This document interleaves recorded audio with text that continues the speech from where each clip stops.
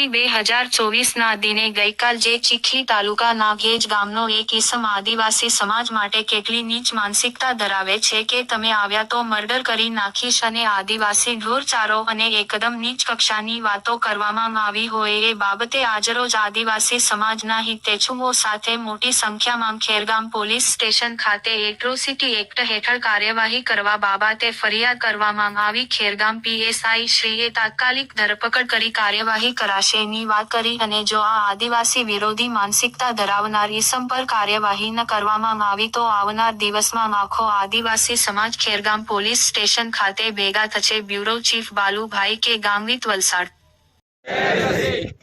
હવે આપણા સમાજના આપણા સન્માન્ય રમેશભાઈ રૂડીગામ સભાના અધ્યક્ષ એમની સાથે કાલે વાત થઈ।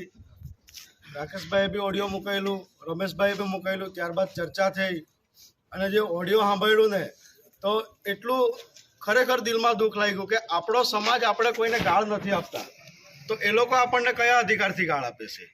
એટલે એવા લુખ્ખાને આ જાહેર મંચ પરથી કેમ શું તારામાં તાકાત હોય ને તો 11 તારીખે આવજે, અમે બધા 11 તારીખે ત્યાં ક્રિકેટ રમવા આવવાના છે। સાથે આજે આપણે ન્યાય માંગવા માટે ખેરગામ પોલીસ સ્ટેશન પાસે આવ્યા છે। મારે તો વહીવટી તંત્રને પણ એક જ વિનંતી, એમ પણ ખેરગામ તાલુકાનું વહીવટી તંત્ર કાયમ ખોટા ગુના દાખલ કરવા માટે ટેવાયેલું છે। અમારા પર 4 ખોટા ગુના દાખલ કરેલા છે, એના અમે પુરાવા છે। અમે તો આ સાચો ગુનો દાખલ કરવા માટે આવ્યા છે। એટલે આના પર એટ્રોસિટી એક્ટ હેઠળ કાર્યવાહી ન કરવામાં આવી તો 11 તારીખે આખા ઉમરગામથી અંબાજી સુધીનો આદિવાસી સમાજ ખેરગામ પોલીસ સ્ટેશન ખાતે ભેગો થશે। આપણને એવું કહેવામાં આવે છે કે ઢોળિયા તમે એમ કે ગાય જ ચારો, ભાઈ તારા બાપ પાસે ભીખ નથી માંગતા। અમે આ દેશના માલિક છે અને આ જે પણ સરકારી જગ્યા છે એ આદિવાસી સમાજની છે। 5મી અનુસૂચિ વિસ્તારમાં આવતી જો જમીન સરકારી है वो जमीन हमारी है એ પહેલા કાન ફાડીને સાંભળી લે, કારણ કે અમે કોઈથી ડરવાવાળા નહીં મળે।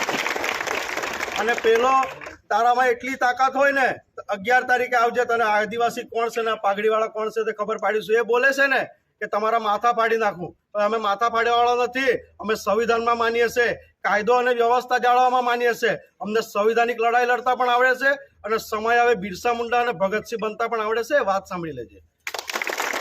સાથે યુવાનોને મારે કહેવું છે, આદિવાસી સમાજમાં હંમેશા પાવર તો હોવો જ જોઈએ, કારણ કે વાયરમાં કરંટ નહીં હોય ને તો લોકો કપડાં જ ઉકાવે, એટલે આપણા સમાજમાં પાવર તો હોવો જ જોઈએ। સાથે અહીંયા ખેરગામ તાલુકામાં થોડાક દિવસ પહેલાં મારે એક રાત્રે પ્રવેશવાનું થયેલું તો અહીંયાનો એક સ્ટાફ અને અહીંયાના અધિકારીઓના ડ્રાઈવર બી પોતાને પોલીસ સ્ટાફ જ સમજે છે, એવા ડ્રાઈવરો રાત્રે ગાડી ઊભી રાખાવે છે। એટલે એવા પર પણ કોઈ કાર્યવાહી થતી નથી। એટલે અમે તો આશા રાખીએ છીએ કે આ તો સાચું છે અને સામે છે, એના પર કાર્યવાહી થવી જોઈએ। અન્યથા એવું નહીં થાય કે અમારો ન્યાય લેવા માટે કોર્ટના દ્વાર પણ ખખડાવતા અમને આવડે છે। માટે શાનમાં સમજીને એમને વહેલામાં વહેલી તકે ધરપકડ કરે અને એના પર કાર્યવાહી કરે। તમામ યુવાનોને વિનંતી કરું છું, 11 તારીખે મોટી સંખ્યામાં ઘેજ ગામે ક્રિકેટના ઉદ્ઘાટનમાં આવવાનું છે। આવશો ને બધા? જય આદિવાસી।